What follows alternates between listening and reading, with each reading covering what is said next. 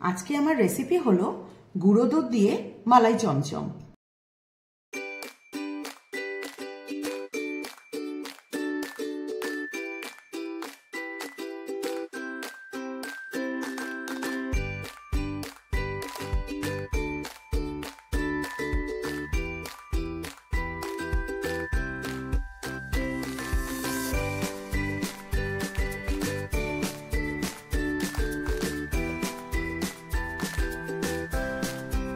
তাহলে গুঁড়ো দুধ দিয়ে যে মালাই চমচমটা করব তার জন্য আমি সবার আগে মালাইটা তৈরি করে নেব। এখানে আমি 1 লিটার দুধ দিয়েছি। এই 1 লিটার দুধটাকে আমি মিডিয়াম আঁচে 500-তে নিয়ে আসবো, 500 গ্রামে। দেখবেন একদম ঘন হয়ে যাবে, ঠিক আছে? এরম করতে করতে ঠিক দেখুন এরম ভাবে মালাইটা হবে। এখন খানিকটা আরো হবে, আমি খানিকটা পর আপনাদের আবার দেখাচ্ছি যে কিরকম ইয়েতে আমি এটা বন্ধ করব। ঠিক দেখুন এরকম ভাবে দুধটা শুকিয়ে এরকম মালাইটা তৈরি হয়ে গেল। ব্যাস, এবার আমি গ্যাসটাকে বন্ধ করে দেব। এবার আমি গুঁড়ো দুধটা 250 গ্রামের মতো দিলাম।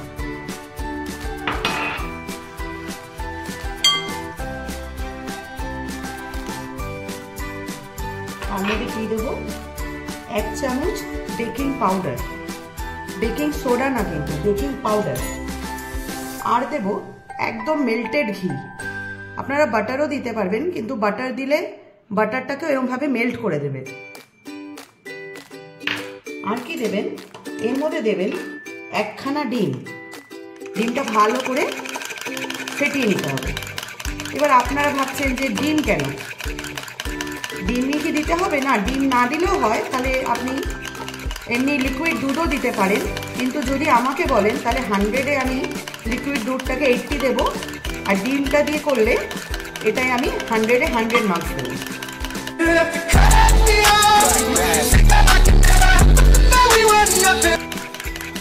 এবার আপনারা ভাবতে পারেন এই যে ডিমটা দিলে এখানে তো একটা বিচ্ছিরি গন্ধ আসবে। না পারো, छोड़ दो देव, না कोशिश तो करो। না, এটা যখন ওই দুধের মধ্যে আপনি ফোটাবেন তখন কিন্তু কোনো বাজে গন্ধ, কোনো ডিমের গন্ধ আপনারা পাবেন না। এটাকে ভালো করে একটু স্টিকি আকারে এরকম ভাবে মেখে নিতে হবে, যাতে পুরো হাতটা যেন স্টিকি হয়ে থাকে। ভালো করে আমি মেখে এটাকে আমি 10 মিনিটের জন্য জাস্ট একটা ন্যাকড়া দিয়ে ঢেকে 10 মিনিট রেখে দেব। এদিকে আমি আবার 1 লিটার দুধ দিয়ে দিলাম। তারপরে কি দেবো? একটু জল দিয়ে দেবো, পাতলা শিরাটা হলে ওটা অ্যাবজর্ব হয় ভালো। আর কি দেবো? 1 বাটি চিনি।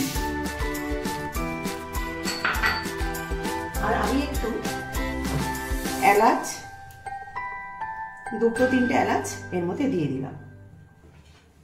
এটা জাস্ট এবার ফোটার ওয়েট করব। এই 10 মিনিট হয়ে গেল। এইবার আমি এটাকে দেখুন 10 মিনিট হয়ে গেল। এইবার আমি এর থেকে লেচি বের করব।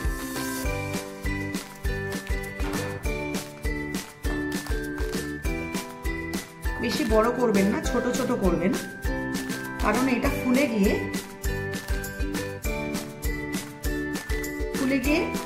এটা অনেকটা বড় আকার নিয়ে নেবে।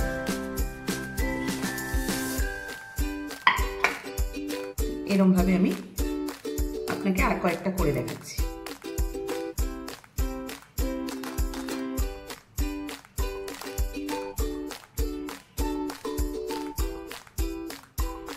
বেশ চমচমের মতন একটা করে রেখেছি।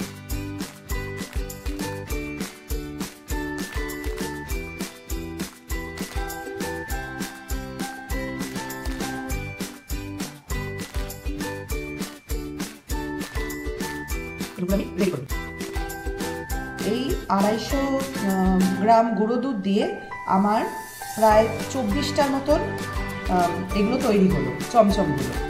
ঠিক আছে? এবার আমি এটা দুধে দেব।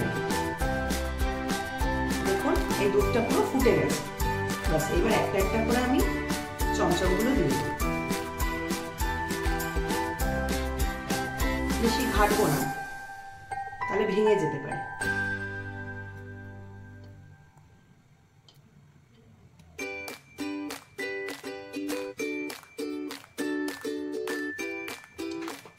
এবার আমি এটাকে একটু ঢেকে দেবো।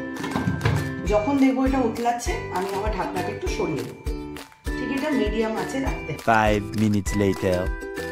দেখুন ঠিক 5 থেকে 7 মিনিট হয়ে গেছে। এরকম জায়গায় এসছে কি দেখুন ফুলে ডাবল হয়ে গেছে। এই দেখুন, এই দেখুন ফুলে ডাবল হয়ে গেছে। এগুলোকে আমি যে রাবড়িটা বানিয়েছিলাম এর মধ্যে আমি এইগুলোকে শিফট করে নেব। এরকম করে করে আমি সব শিফট করে নেব। আপনাদের একটা আমি তুলে দেখিয়ে দিচ্ছি। দেখুন কতটা সফট হয়েছে, দেখুন একদম সফট।